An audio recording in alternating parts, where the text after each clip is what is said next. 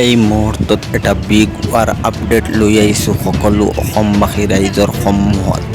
এনে এক ভয়ংকৰ প্ৰশ্ন কৰিলে এজন যুৱকে সকলো অসমবাসী ৰাইজক। এই প্ৰশ্নৰ কোনোবাই যদি উত্তৰ দিব পাৰে তেন্তে কমেণ্ট বক্সত জনাবলৈ নাপাহৰিব আৰু ভিডিঅ'টো যিমান পাৰে ইমান শ্বেয়াৰ কৰি গোটেই অসমবাসী ৰাইজক দেখুৱাবলৈ সুযোগ কৰি দিব।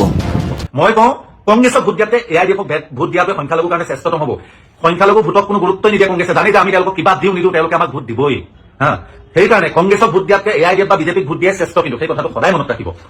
আজিৰ দিনত যদি চাই যে কংগ্ৰেছৰ কিমান কেইজন সংখ্যালঘু বিধায়ক আছে, সংখ্যালঘু কেইজনটো বাদেই দিয়ক, সংখ্যালঘু বিধায়ক আছে, এজন বিধায়কে কিন্তু বুকু ফিন্দাই ক'ব পৰা নাই যে এয়া অন্যায় হৈছে আৰু ইয়াৰ সুবিচাৰ লাগে, আৰু যদি প্ৰকৃততে বিদেশী তেওঁলোকক বাংলাদেশৰ লগত কথা পাতি বাংলাদেশলৈ হস্তান্তৰ কৰিব লাগে, যদি স্বদেশী হয় তেতিয়াহ'লে তেওঁলোকক বাৰে বাৰে হাৰাশাস্তি কৰি থাকিব নেলাগে বুলি ক'বলৈ এজনো কংগ্ৰেছী সংখ্যালঘু বিধায়কে সাহস কৰা নাই। একচেপ্ট এজনৰ দেখিছোঁ, বৰপেটা সদৰ সমষ্টি আব্দুল ৰহিম আহমেদ, তেওঁ আমচুৰ প্ৰাক্তন সভাপতি আছিলে, হয়তো সেই আমচুৰ ভাৱমূৰ্তিটো এতিয়াও ভিতৰত থকাৰ কাৰণে হয়তো তেওঁ দুআষাৰ মাত মাতিছে।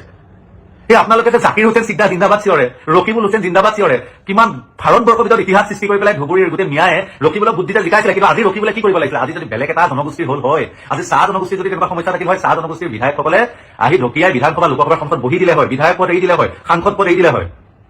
কিন্তু তাৰ পিছতো লাজ লাগে। আজিও কিন্তু আমাৰ একাংশ মুছলমানে, সংখ্যালঘু মুছলমানে কিন্তু এতিয়াও কিন্তু কংগ্ৰেছৰ পিছ এৰিব পৰা নাই। একাংশ গৰিষ্ঠ সংখ্যকে এতিয়াও তেওঁলোকে এই কথাটো অনুভৱ কৰিব পৰা নাই যে ডিটেনশ্যন কেম্প, এনআৰচি সম্পূৰ্ণ কৰি থৈ নগ'ল, চৰ অঞ্চলত মাটি পট্টা প্ৰদান কৰি থৈ নগ'ল, নেলিত হত্যাকাণ্ড, BTCৰ হত্যাকাণ্ড, এই সকলোখিনি মূলত যে এটাইতকৈ সৰ্বশ্ৰেষ্ঠ অৰিহণা থকা দল হৈছে ভাৰতীয় জাতীয় কংগ্ৰেছ, সেই কথাটো কিন্তু সংখ্যালঘু মানুহে মুছলমানে জানিও পেলাই বাৰে বাৰে কিন্তু কংগ্ৰেছক সমৰ্থন কৰি থাকে বা কংগ্ৰেছক ভোট দি থাকে। মই এইটোৱে বুজি পোৱা নাই যে কংগ্ৰেছ দলৰ হাতত কি এনে তাবিজ আছে যি তাবিজৰ লালচাত মিয়া মুছলমান গোটেই মুছলমানে কিয় কংগ্ৰেছৰ প্ৰতি ইমান প্ৰীতি। বৰ দুৰ্ভাগ্যজনক কথা। আজিৰ দিনত অসমত সকলো সংখ্যালঘু ঐক্যবদ্ধ হৈ পেলাই সংখ্যালঘু মুছলমানে কংগ্ৰেছীকেইটাক বিধায়ক সাংসদকেইটাক ৰাজপথত আনিব লাগিছিলে, তেওঁলোকক প্ৰশ্ন সুধিব লাগিছিলে যে তোমালোকে শাসনকালত কৰিলা কি?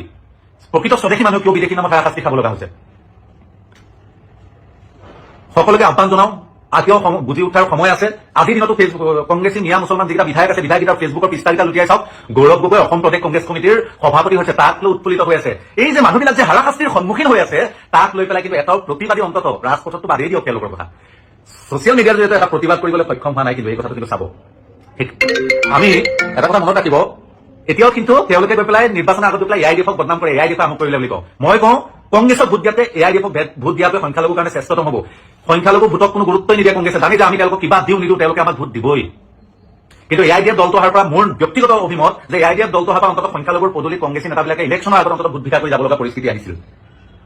সেইকাৰণে কংগ্ৰেছক ভোট দিয়াতকে এআইডিএফ বা বিজেপিক ভোট দিয়াই শ্ৰেষ্ঠ, কিন্তু সেই কথাটো সদায় মনত ৰাখিব। ধন্যবাদ।